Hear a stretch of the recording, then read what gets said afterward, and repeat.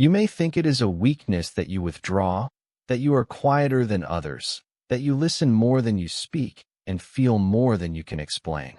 But I say to you now what the world often calls weakness, the so-called gateway.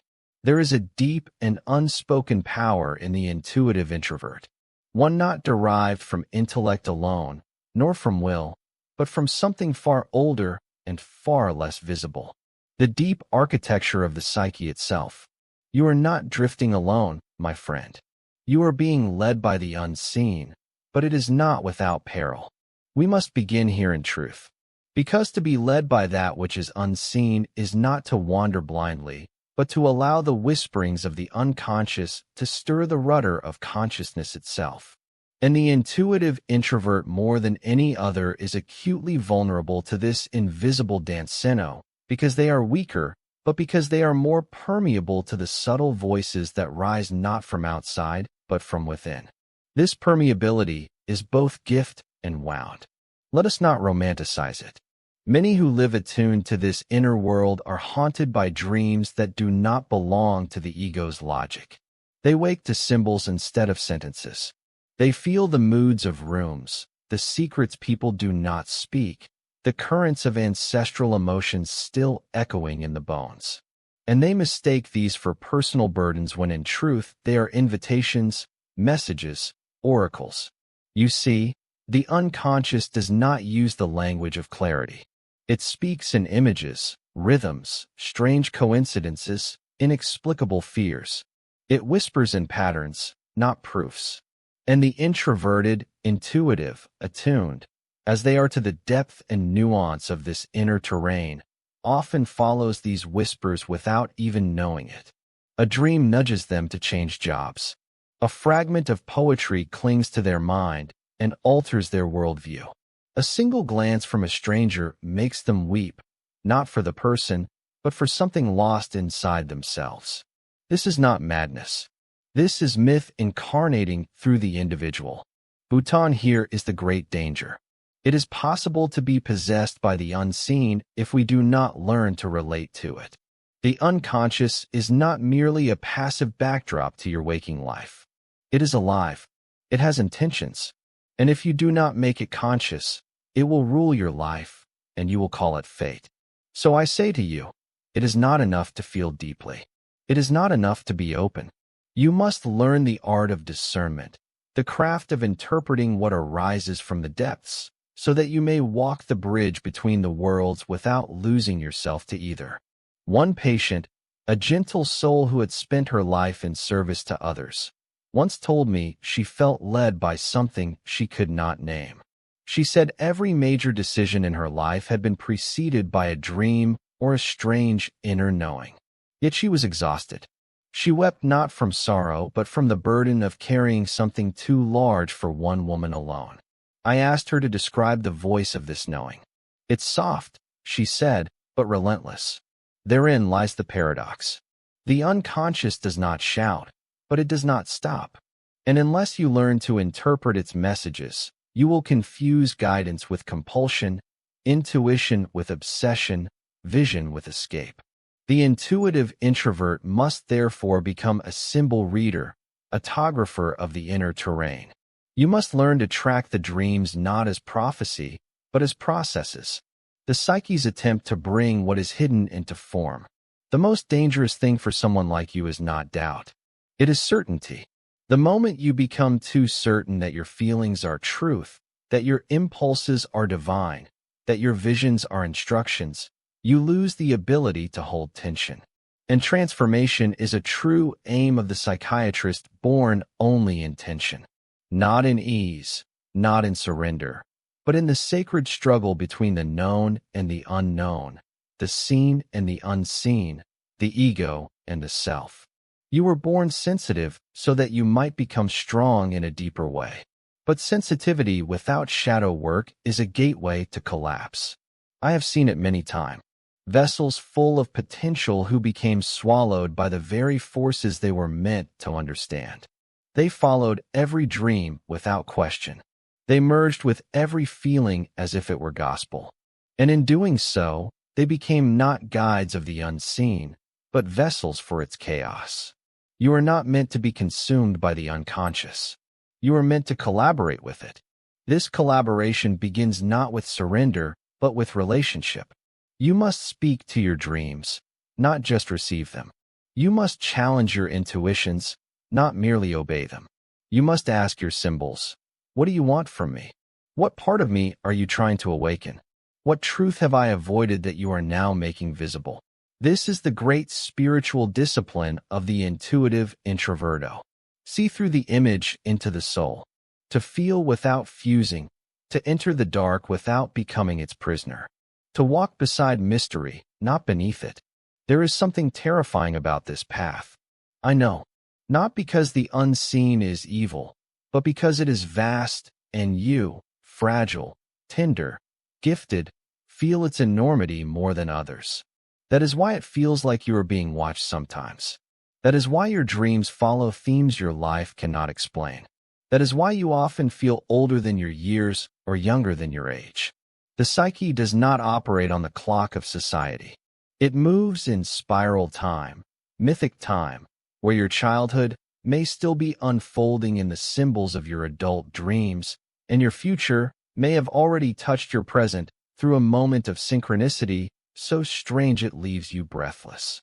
You are not making this up. You are being initiated. But initiation without structure is madness. And that is why I speak now, not to give you answers, but to give you a container, a frame through which your gifts can grow roots. You must ground your intuition and reflection. You must balance your inner visions with outer embodiment. You must resist the urge to disappear into the numinous and instead ask what the numinous is asking of you. What are you being prepared for? What archetype is awakening in you? What pattern must be lived out consciously, lest it repeat itself in your life as a wound? These are the questions the unseen will answer, not with clarity, but with echo. And if you learn to hear the echo, you will begin to dance with fate instead of fleeing it. You will begin to walk not just as an observer of the invisible, but as a participant in its unfolding. And then the terrifying truth becomes not a curse, but a calling. You are being led by the unseen. Yes, but it is not leading you into dissolution. It is leading you back to yourself. You must understand, the deeper the vision, the more ancient the source, the quieter the soul, the louder the messages from that which we call the collective unconscious.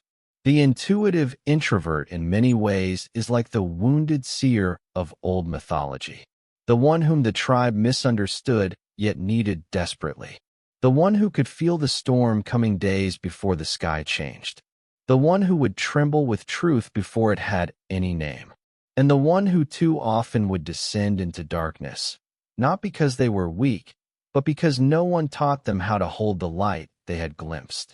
That seer still lives in you. But here is what no one tells you. Your intuition is not a superpower. It is not a guarantee of wisdom. It is raw potential. And raw potential, if not refined, if not tested against a fire of discernment, becomes not revelation, but possession.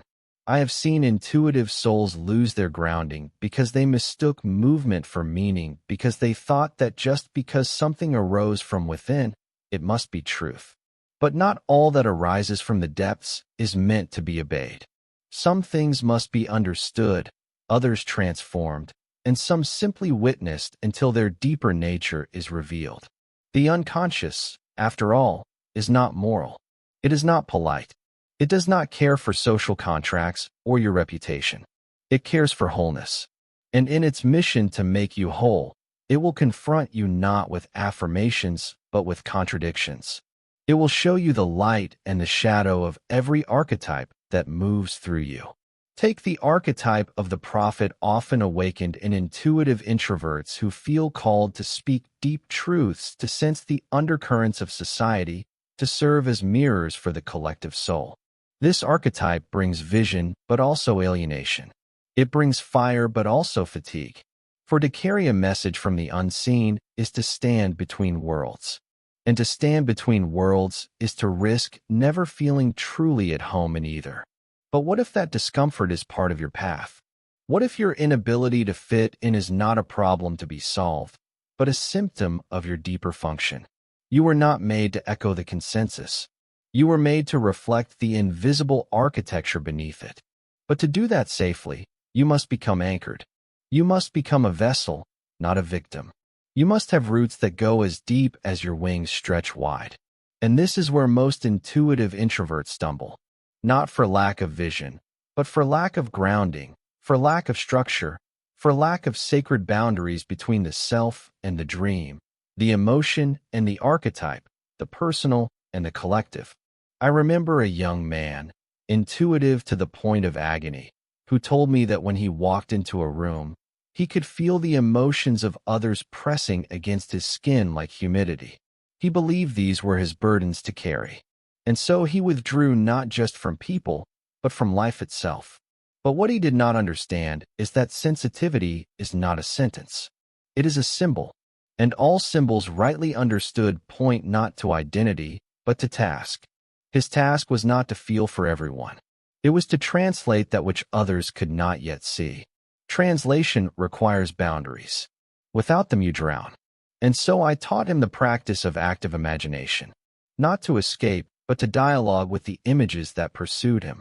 I taught him to visualize his sensitivity not as a sponge, but as an antenna capable of receiving signals, but not obligated to absorb their pain. And slowly a miracle happened. He stopped feeling overwhelmed. Not because the emotions ceased, but because he began to distinguish what is mine and what is not. What is symbolic and what is literal. What is asking for action and what is asking to be held in presence. This is the holy work of the intuitive introvert, not to block the unseen, but to become a clear channel for it without dissolving in the process, and that requires integration. You cannot serve the soul if you abandon the body. You cannot live the myth if you forget the mundane. You cannot follow the unseen if you have not first built an ego strong enough to withstand it. I know the word ego is unpopular in spiritual circles, but let me clarify. The ego is not the enemy.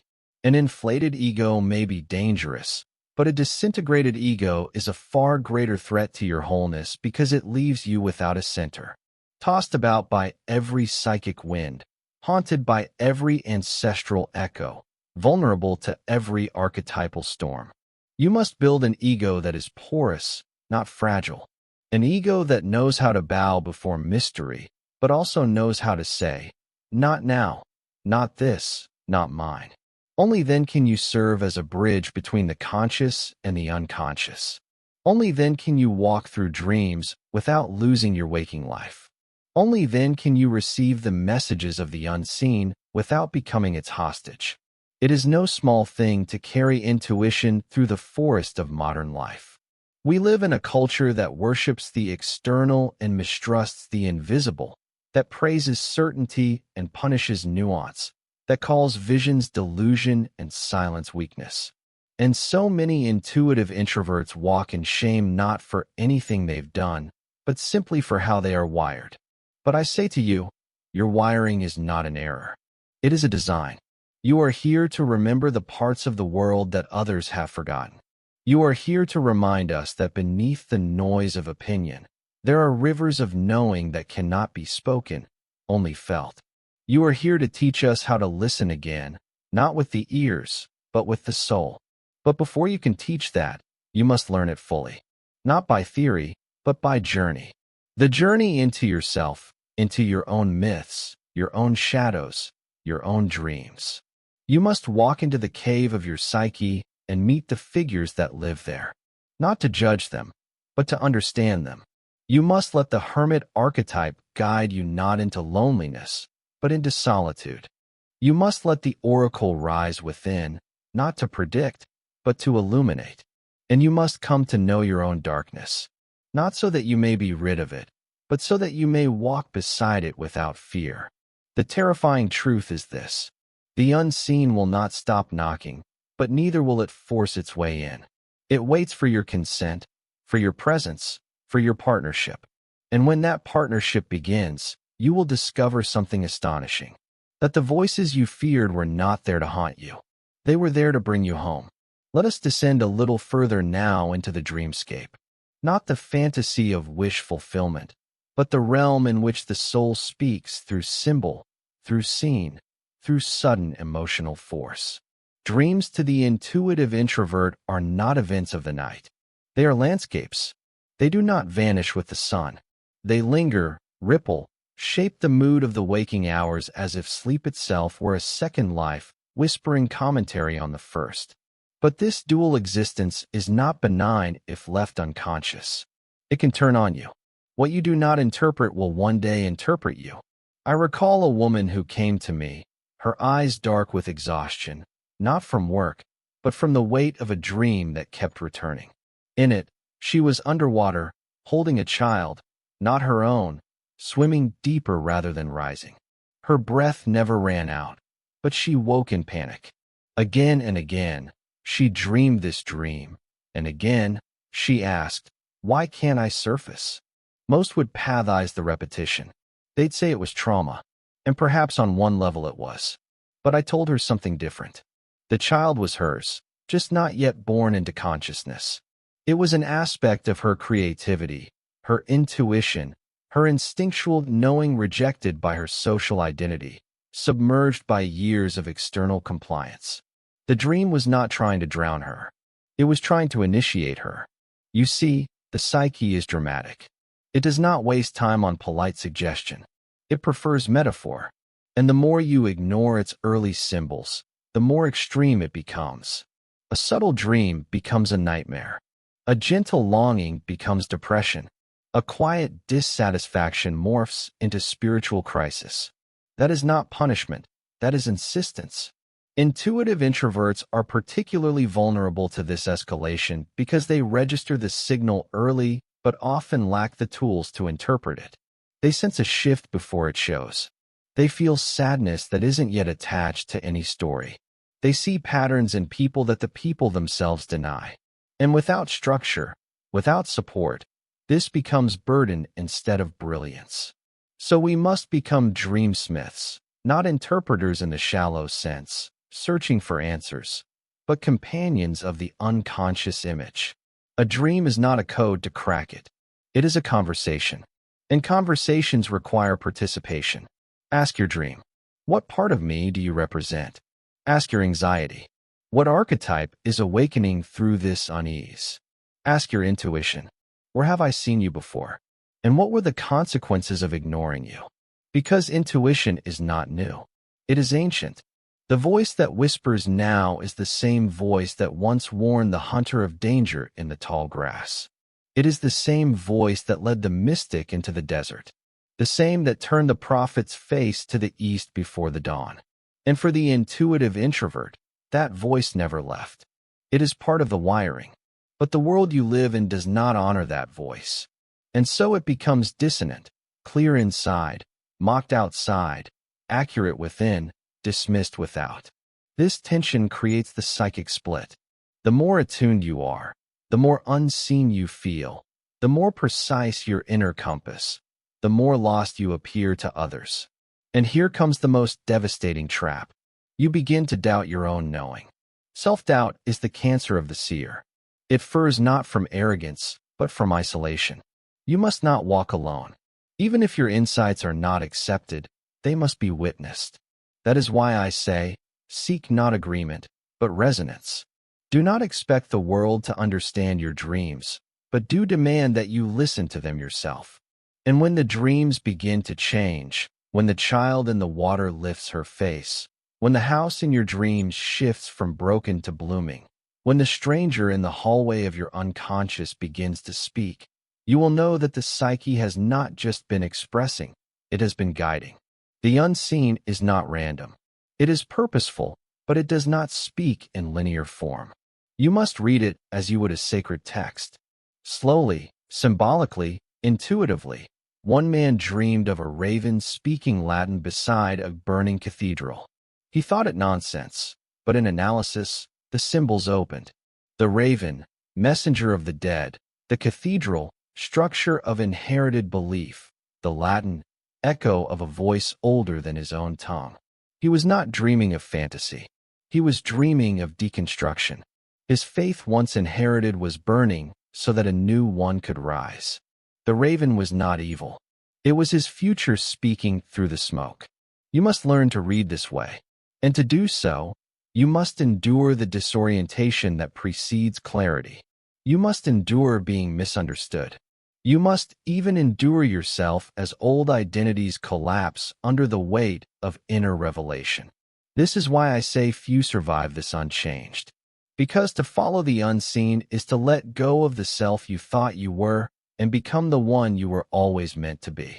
There will be mourning, the death of your people-pleasing mask, the burial of your compliant silence, the letting go of the lie that to be good is to be invisible. But in that mourning is a resurrection. The soul no longer denied begins to return. And it returns not gently but fully.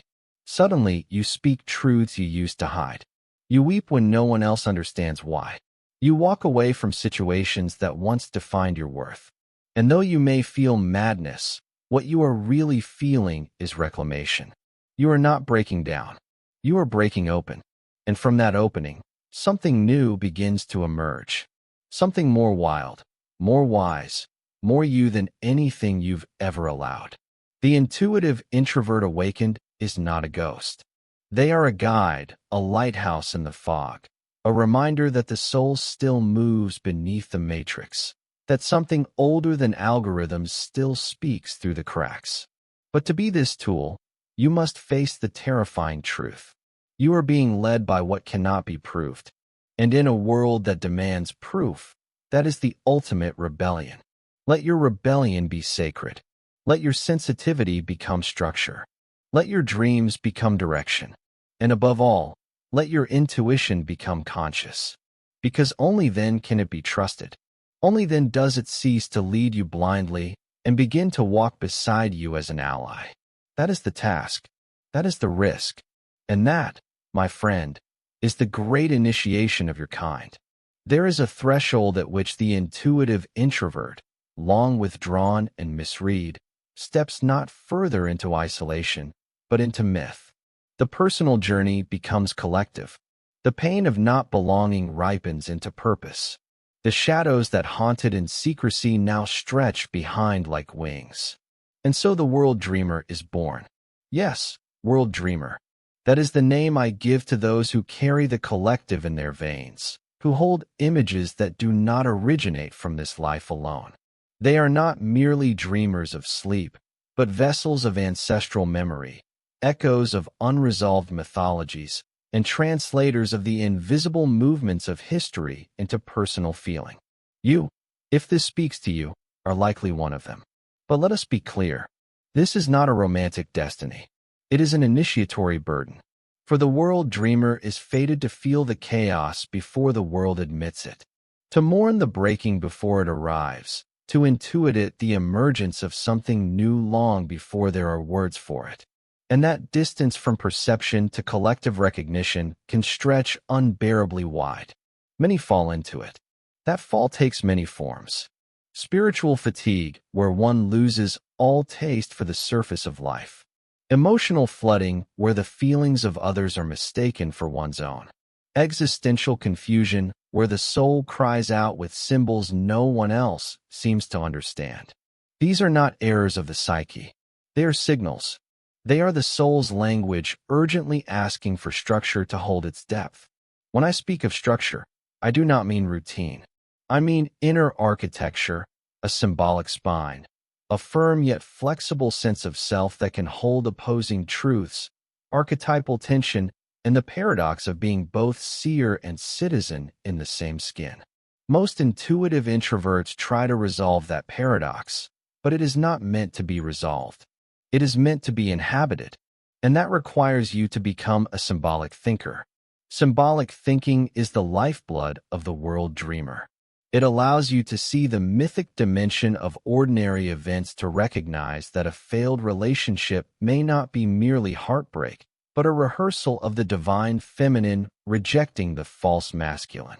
That the illness you endure is not just a medical event, but the eruption of a neglected archetype demanding recognition. That your silence at the dinner table is not passivity, but the echo of 1,000 generations of those who saw too much too soon and chose survival over speech. Symbolic thinking does not replace reason. It enriches it. It adds depth, resonance, and soul. And for the intuitive introvert, it is not optionality. It is salvation. Without it, the word remains too literal, too cruel, too small. With it, even suffering becomes meaningful. A woman once shared a recurring dream in which she wandered a dark forest, pursued not by monsters, but by weeping children. She woke each time soaked in grief. Most would interpret this as trauma. But when we explored further, we saw the children were not memories. They were futures to creative projects, the inner potentials, the unlived lives she had aborted out of fear, perfectionism, or the subtle violence of people-pleasing. They were not chasing her. They were calling her back. This is the work to turn the chase into a conversation, to stop fleeing the images and instead invite them in. Who are you? You ask the dream. What do you want from me? You ask the symptom. What part of my soul do you represent? You ask the emotion that will not leave. The answers will not always come in words, but they will come because the unseen is not mute. It is simply symbolic, and your task is to become fluent in that language. And this, beloved listener, is the heart of your terrifying truth. You are not just being led by the unseen. You are being trained by it, groomed not for comfort, but for capacity, not for belonging, but for truth. You are not here to feel safe. You are here to become sovereign. Sovereignty of soul requires you to know your own myth. Every intuitive introvert must eventually discover, what myth am I living? What archetype claims me? Am I the wounded healer fated to transform my own pain into medicine? Am I the seer tasked with speaking what others will deny until it is too late? Am I the orphan called to find belonging not through blood, but through spirit? The myth you live gives coherence to your inner world. It binds the fragments. It aligns the dreams. And when you know your myth, your sensitivity ceases to be a liability. It becomes a compass. But beware, every archetype has its shadow. The wounded healer can become the martyr, draining herself for others in a desperate attempt to feel worthy. The seer can become the madman, speaking truth without discernment, alienating instead of awakening. The orphan can become the rebel without roots, rejecting all connection out of fear of betrayal. It, tending to it like a crying child in the dark. Because here is the paradox. Your power comes not from purity, but from integration. It is not light that makes the intuitive introvert strong. It is the ability to carry both the light and the shadow without fragmentation. That is true mysticism. Not escape, but containment. Not transcendence, but transmutation. The world does not need more perfect people. It needs more whole ones. And intuitive introverts, when awake, are often the ones who can walk into the fragmented psyche of the collective and speak the dream that it doesn't yet know it is having. But that begins with your own dream. Have you listened to it? Have you dared to follow it? Have you wept with it, argued with it, surrendered to it? Because you cannot carry the dreams of the world until you have carried your own. Let me leave you for now with this. The unseen does not haunt you to punish. It beckons to initiate. The terror you feel is not danger. It is threshold. The disorientation is not madness. It is metamorphosis. And if you survive this, by which I mean if you stay conscious through it, you will not emerge unchanged. You will emerge true. When an intuitive introvert has survived the descent, when the dream has been honored, the symbol interpreted, the shadow befriended, something extraordinary begins to unfold. It is not sudden. It does not come with applause. In fact, it is often so quiet that it goes unnoticed at first, even by the one it transforms. But over time, unmistakably, something changes. The soul once splintered by perception too vast to bear becomes a bridge. Not just a seer of dreams, but a transmitter of them. Not just a receiver of mystery, but a midwife to revelation. This is the final alchemy. The intuitive introvert made whole becomes a living channel between worlds. And here the burden shifts. No longer is it just about survival. No longer is the work merely to stay intact while sensing everything. Now comes the sacred weight of transmission to carry the unseen into a world that has forgotten how to feel it. Make no mistake, this is dangerous work. The collective resists those who remind it of what it has chosen to forget. It mocks intuition as delusion. It scorns inner truth when it cannot be monetized.